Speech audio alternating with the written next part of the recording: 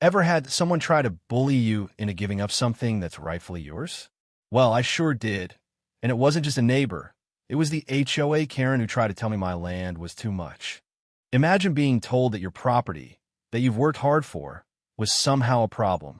And when she took it a step too far and called the cops, let's just say the tables turned real fast, and she wasn't ready for what happened next.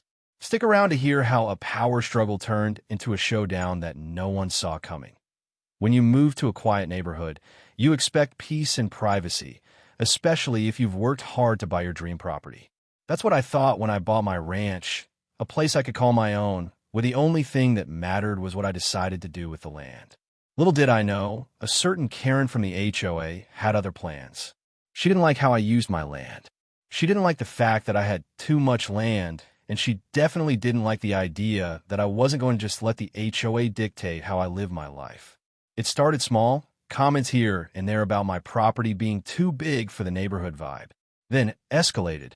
Before I knew it, she was calling the cops, claiming my ranch was a public nuisance, and that I needed to be evicted from my own property. Yeah, you heard that right. She actually tried to have me kicked out. It was one thing to have an overbearing neighbor, but to have someone from the HOA overstep like that crossed the line. But instead of backing down, I decided to fight back in the most unexpected way. The cops showed up to evict me, but they weren't expecting what happened next. Trust me, this is a story you're not going to want to miss. It's about power, land, and how things turn around in a way I could have never predicted. It all started on a quiet Sunday morning. The kind of morning where you can't help but feel a sense of satisfaction when you step outside, take a deep breath, and just listen to the world around you. The sun was rising, casting golden hues over my property as I stood on the porch of my ranch, coffee in hand, admiring the vastness of the land that was mine. I had worked my whole life to buy this place, and it was everything I had ever dreamed of. My ranch, my rules, my peace. But I wasn't prepared for the storm that was about to come. My ranch was large by most people's standards. It stretched across a few hundred acres of land, with rolling fields and thick groves of trees, a perfect setting for the kind of lifestyle I wanted. I made sure to invest in livestock, planted fruit trees, and even built a few barns. I wanted this place to be self-sufficient, a working ranch where I could spend my days tending to the land, living off the fruits of my labor, and not worrying about what anyone else thought. But the very thing that made my ranch special, the land, was exactly what the HOA Karen didn't like. At first, it was subtle. I didn't even know she was the HOA president when I first met her. Her name was Linda, though, in the neighborhood. We quickly all started calling her the landlady behind her back. She had this unsettling air of authority, as though the entire community was her personal kingdom. She was always the first to mention the rules, the first to send out reminders about fines, and the first to show up when someone violated one of the HOA's countless regulations. I had seen her around before, but it was nothing more than small talk at the local store or casual greetings when we crossed paths. What I didn't realize was that her obsession with control was just beginning. My first real interaction with her started on a regular afternoon. I had just finished setting up a new barn and was tending to my animals when she appeared out of nowhere, driving up the long dirt road leading to my property. I had never asked her permission to use my land for farming, and I certainly hadn't seen her show up with anything other than an agenda. "Nice barn," she said, her voice dripping with the kind of sweetness that made my stomach turn. I had to smile, though, because despite her voice, I knew what was coming. "Thanks," I said, wiping my brow. "It's a little more than I expected, but it's been great for the animals." Linda nodded, but didn't seem impressed. "You know, we've had a few complaints about the way you're using your land," she said, looking around at the vast expanse of my property. "It seems a little too much for this area." I raised an eyebrow, unsure of what she meant by too much. My property was zoned for agricultural use, and as far as I was concerned, I was within my rights to use it however I saw fit. "What do you mean?" I asked, trying to keep my tone neutral. "Well, the barn, the livestock, the crops. It's just a little more than what's considered acceptable around here," she continued, her eyes scanning the land like it was too much for her to take in all at once. "I'm going to need to look into this. There are rules about what's appropriate for the size of properties like yours." I could feel the tension building, but I didn't respond right away. I didn't want to give her the satisfaction of seeing me flustered. I knew I was doing everything by the book, but it was clear that Linda had a different idea of what was appropriate. She left soon after that, promising to get back to me. And sure enough, within a few days, I received a formal letter from the HOA. The letter accused me of violating several community regulations about land usage. To be honest, I didn't even know half of the rules they were quoting, but what was clear was that they were targeting the size of my property and the fact that I was using it in a way they didn't approve of. The letter stated that I needed to downsize my ranch activities, cut back on livestock, eliminate some of my crops, and even tear down the barn I had just built. It felt like an invasion of my privacy.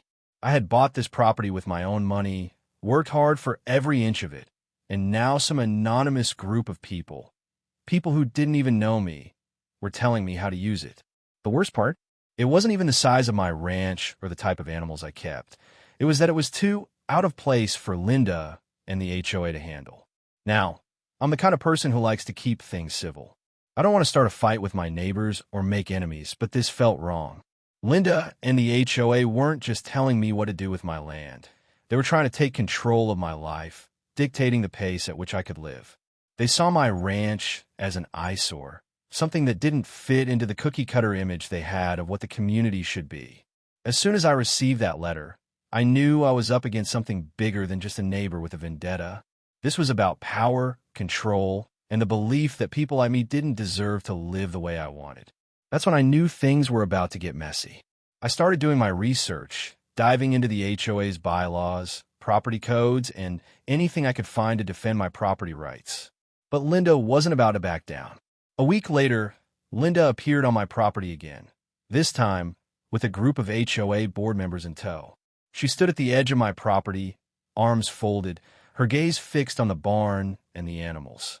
"You've received our letter," she said, barely glancing at me. "But I'm afraid you didn't take us seriously. We've been receiving complaints from other neighbors. They think your property is too big and too unkempt." Unkempt, I repeated, trying to contain my frustration. The land was anything but unkempt. It was well-maintained, everything had a purpose, and it was exactly how I wanted it. She didn't answer me directly, but the look in her eyes told me everything I needed to know. She wasn't interested in compromise. Linda and the HOA had already decided that I didn't belong here, and now they were trying to find ways to make me leave. It wasn't just about rules anymore. It was about pushing me out. It was the following week when things escalated in a way I never saw coming. The HOA sent me another letter, this one more threatening than the last. It was full of legal jargon, demanding that I remove all livestock, the barn, and any other structures on the property that didn't fit their community standards. This time, they even threatened to file a lawsuit to force me to comply. They were serious, and they made it clear that they weren't going to stop until they got what they wanted. And then, out of nowhere, Linda went even further. She called the police. She claimed that my ranch was a public nuisance and that I was violating local zoning laws. That was when I realized that Linda wasn't just using the HOA to push me around. She was trying to destroy everything I had worked for. She called the cops on me, hoping that they would just show up and evict me from my own property. It was a ridiculous move, and it was at that moment I knew things were about to get real. Linda had overplayed her hand. She was willing to use any means necessary to get me out. But what she didn't realize was that I wasn't going to let her win. I wasn't about to let this woman ruin everything I had worked for, everything I had built with my own two hands. The police may have shown up to investigate, but instead of finding a nuisance, they found someone fighting for what was rightfully theirs. It wasn't just about the ranch anymore. It was about standing up to the bully who thought she could control everything. Linda thought she could break me, but instead, she just made me more determined than ever. The events had already started spiraling out of control, but the turning point came with a phone call that altered everything.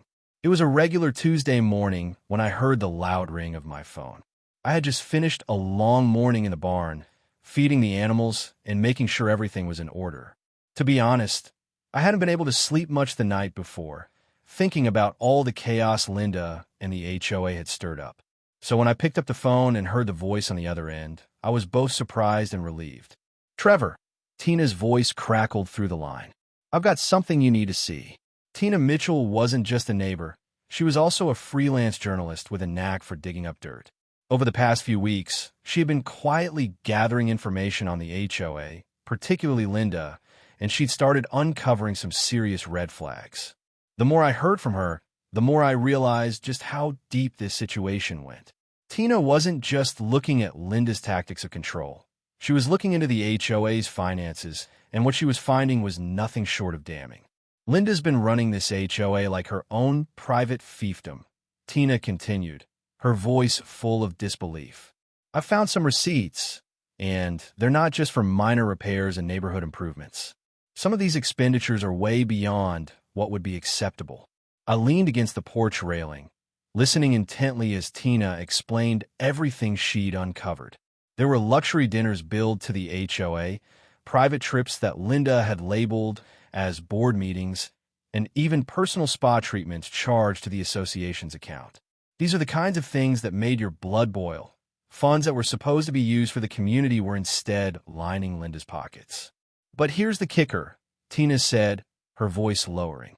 I found a document that proves the HOA was in financial trouble. They've been in the red for a while, and some of the things Linda's done to cover it up, it's beyond shady. They've been trying to offload some properties, your ranch's property specifically. That was the moment when the pieces of the puzzle finally clicked into place. Linda wasn't just targeting me because she didn't like the way I used my land.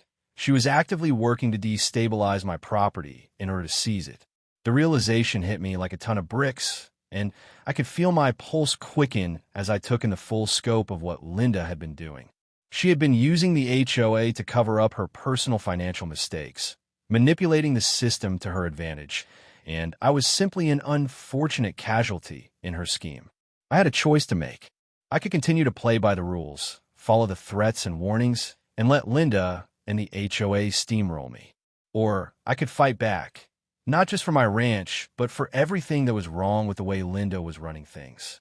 I wasn't the type to let people walk all over me, but now I had the ammunition I needed to turn the tables. I spent the next several hours in my office, poring over the documents Tina had sent me. There were invoices, bank statements, and transaction histories that, when pieced together, painted a clear picture of financial mismanagement, greed, and fraud. I made notes as I read, highlighting the discrepancies, cross-referencing them with public records, and marking down the most damaging pieces of evidence. It was like the more I dug, the worse it became.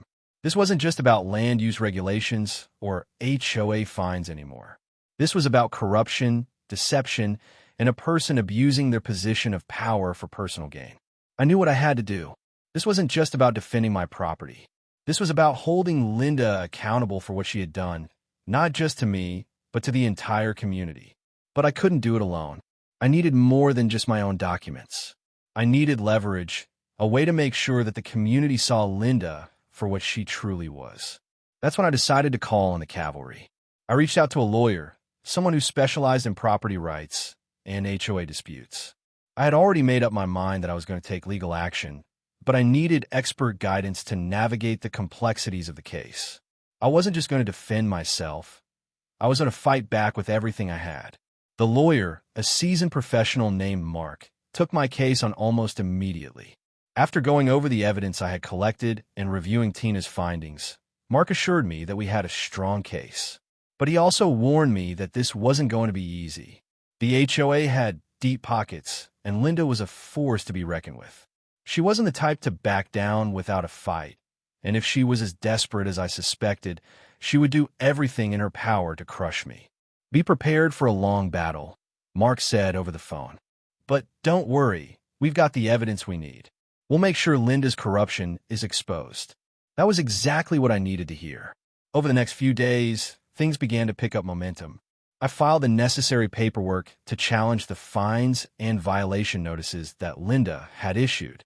I also put together a formal complaint, not just about her harassment, but about the financial misconduct that had been going on under her watch. I wasn't going to wait for her to come after me again. I was going to hit her where it hurt the most, in the pocketbook. I also made sure to involve the community. This wasn't just about me anymore. It was about everyone who had been negatively impacted by Linda's overreach and corruption. I started talking to my neighbors, sharing what I had uncovered. Some were shocked, others were outraged, but most of them had suspected something was wrong for a long time. They just didn't know how deep the rot went. Now, they had a chance to fight back too. I started getting messages of support, not just from the people in my immediate neighborhood, but from others who had dealt with similar HOA tyranny. It felt good to know that I wasn't alone in this fight.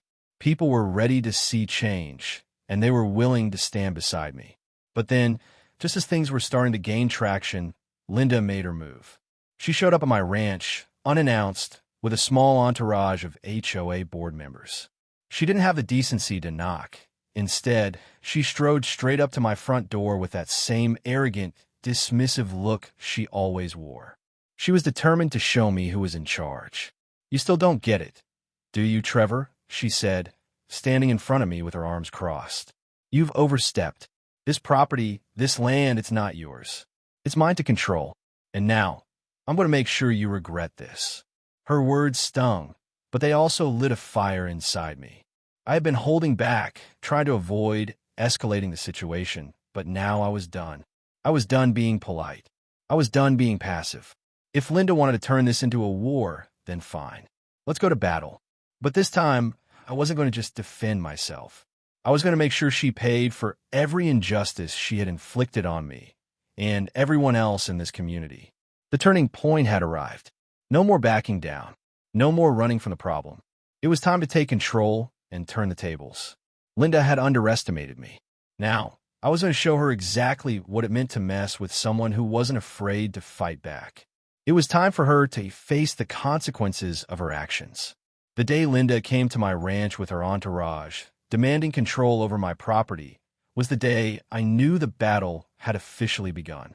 The arrogance in her step, the way she strutted onto my land as if it was hers, and the mocking smile on her face, it all made my blood boil.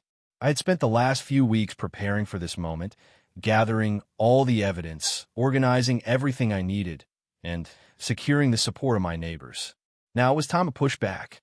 Linda's voice cut through the air like a sharp knife, carrying with it the weight of authority she thought she still held. "You've made a huge mistake, Trevor," she said, her eyes narrowing as she sized me up. "This land, this ranch, it's not yours to do as you please. The HOA owns the rights to this entire area. You're in violation of multiple codes and agreements. And I'm here to make sure you understand just how serious this is." I stood there, not backing down, feeling every ounce of my anger rise to the surface. "You don't get it, Linda."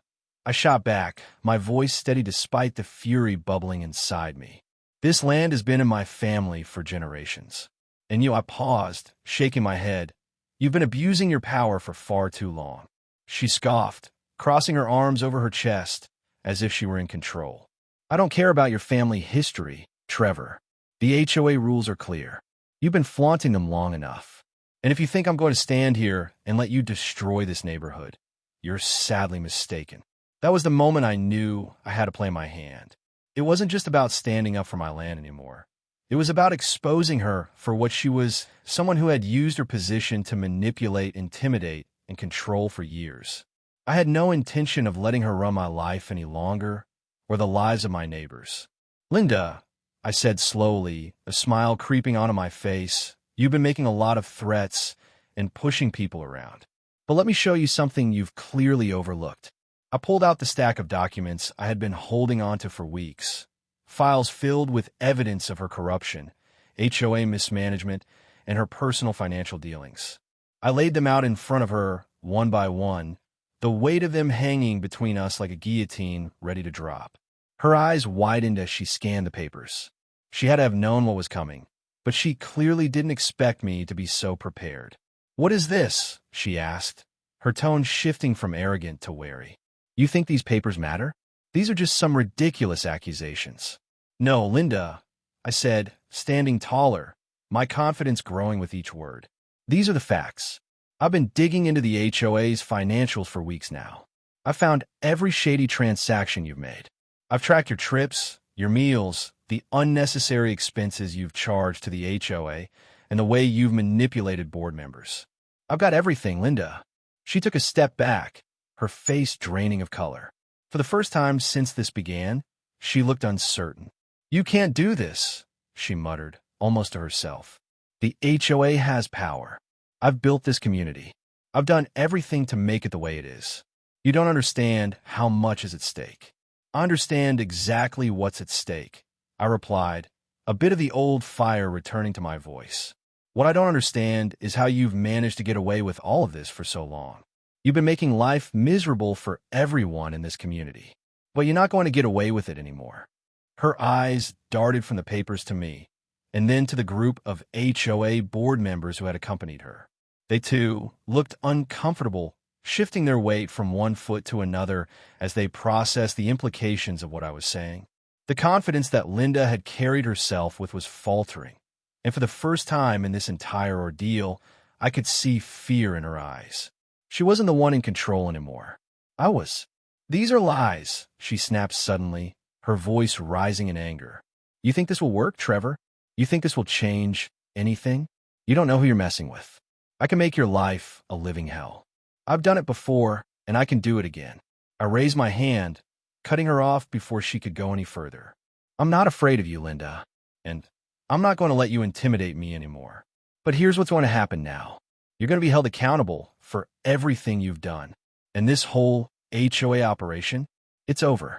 I'm taking you to court. I'm exposing you for the fraud you are. And I'm not stopping until you've paid for the damage you've caused." The tension in the air was thick, so heavy it almost felt suffocating. Linda stood there, her hands trembling slightly as she tried to regain some of her former composure. But the truth was, she had lost all her power.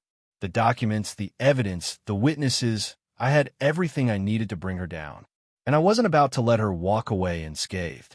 "You can't do this," she repeated, though her voice lacked the conviction it once had. "You don't have the power to do this. I'll make sure your ranch is taken away from you." You'll do nothing," I interrupted, shaking my head.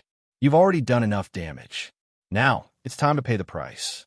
I turned to the group of HOA board members behind her, who had remained silent until now. "And as for all of you," I said, my tone hardening, "if you've been involved in Linda's little operation, you'll be hearing from my lawyer too. This isn't just about her. This is about a system of abuse that's been going on for far too long." I could see the discomfort on the board members' faces, the way they exchanged glances with each other, clearly realizing that they were now implicated in Linda's actions. They weren't so sure of themselves anymore. They had been content to hide behind her authority, but now the walls were coming down. Linda stood frozen in place, her expression one of disbelief and rage. She opened her mouth to say something, but nothing came out. She was speechless, defeated in a way that I hadn't thought possible. She had always been so confident, so sure that she could control everyone around her. But now, she was realizing that the game had changed, and I was the one holding all the cards. I could feel a sense of satisfaction settle in as I watched her. I wasn't just defending my property anymore. I was standing up for every person she had ever hurt, every neighbor she had ever bullied. This was bigger than me. It was about bringing justice to an entire community that had been suffocated under her reign of terror. And with that, the climax of our battle had come. It wasn't just a victory for me. It was a victory for everyone who had suffered under Linda's rule. And it was only a matter of time before she would have to face the consequences of her actions. The truth had been exposed, and there was no turning back. In the days following the confrontation, the atmosphere in the neighborhood changed dramatically. Linda, once the powerhouse of Harmony Heights, had been publicly stripped of her authority. The truth about her manipulation, financial misconduct, and oppressive rule began to circulate, and the neighborhood could no longer ignore the impact she had had on everyone. I could see the immediate effects on the HOA meetings. The once stifling silence that filled the room, where only Linda's voice was heard, had now turned into a cacophony of diverse opinions. Neighbors who had been too afraid to speak out were now discussing openly how Linda's decisions had harmed their lives. People came together to share their grievances about the fines, restrictions, and arbitrary rules Linda had imposed for years. There was a sense of camaraderie, as if a long overdue release had taken place. The HOA board members who had been complicit in Linda's actions now found themselves under the scrutiny of not just the residents, but also the media. I made sure to keep the pressure on them. I had legal documents, photos, and testimonies that proved how far Linda had gone to manipulate the system. The corruption had been systemic, and now it was time to dismantle the entire operation. In the coming weeks, the atmosphere in Harmony Heights became lighter. Neighbors who had been too scared to challenge Linda were now holding their heads high. The community's sense of fear was gone, replaced by an unexpected unity. People no longer hesitated to speak their minds or express their concerns at meetings. And for the first time in a long time, the community felt like a place where people genuinely cared about each other. The oppressive cloud that had loomed over Harmony Heights for so long had finally been lifted. Linda, on the other hand, was left reeling. She tried to fight back, throwing legal threats and accusations, but the more she tried, the more isolated she became. Her attempts to regain control were futile. She was no longer the intimidating figure who once silenced anyone who dared to speak up. Her reputation had been shattered beyond repair. Eventually, the HOA board voted to remove her permanently, and the remaining board members, realizing their complicity, stepped down or were voted out in favor of a more transparent leadership. The new board was made up of people who genuinely wanted to restore fairness and respect to the community, people who understood that the HOA should be a force for good, not a weapon for oppression. I watched as the neighborhood began to thrive again. The gardens were better cared for, the kids were playing in the streets again without fear, and the fences between neighbors seemed to dissolve. People who had been estranged for years were now coming together, sharing stories and ideas for improving the community. It wasn't just a change in leadership, it was a change in mindset. The power of transparency, community, and standing up for what's right had won the day. The ripple effects of this battle stretched far beyond the borders of Harmony Heights.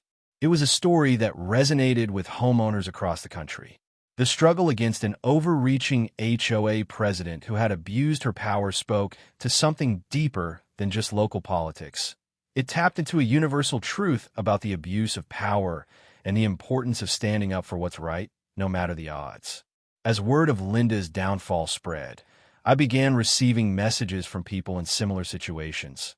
People whose lives had been controlled and manipulated by HOA boards and presidents who felt they had the power to dictate every aspect of life in a community. Many of these people had lived in silence, thinking they were alone in their struggles, but when they saw what happened in Harmony Heights, they felt empowered. One of the most surprising outcomes was the number of people who reached out to me with stories about how their own communities had been subjected to similar abuse of power. Some had been fined for trivial things like the color of their front door, while others had been forced to adhere to arbitrary rules that made their lives difficult. These messages came from all over, people in small towns, suburban neighborhoods, even large cities. It became clear that the HOA issue was not an isolated one, but a much larger problem affecting communities nationwide. What made this battle so significant wasn't just that I stood up for my property rights. It was that I stood up for the rights of every single person who had been oppressed, intimidated, or silenced by someone like Linda. By taking action, I showed them that they didn't have to tolerate this kind of behavior anymore. They too could fight back. The broader lesson, and one I hope people take away from this, is that power, no matter how it's accumulated, can always be challenged. Just because someone is in a position of authority doesn't mean they can act with impunity. And for anyone who finds themselves facing an unfair situation, whether it's with an HOA, a boss, or any authority figure, there are always ways to fight back. But the key is to stand your ground and not let fear control you. Communities need to be built on respect, fairness, and transparency. When those values are missing, it can create an environment ripe for exploitation. But when the truth comes out, the people can take back control. It's a long road, and it's not always easy, but it's worth it. In the end, Harmony Heights became a model for other communities. It showed that when the people unite and demand accountability, the abusers of power don't stand a chance. My story wasn't just about one man fighting against one woman's tyranny. It was about the entire community reclaiming their voice. And That is a lesson that extends far beyond my neighborhood. If you're tired of being pushed around by those in power, it's time to stand up. Don't let anyone tell you what you can and can't do with your own life. Speak out, fight back, and let's make sure we all live in communities that respect our rights. You have the power. Take it back.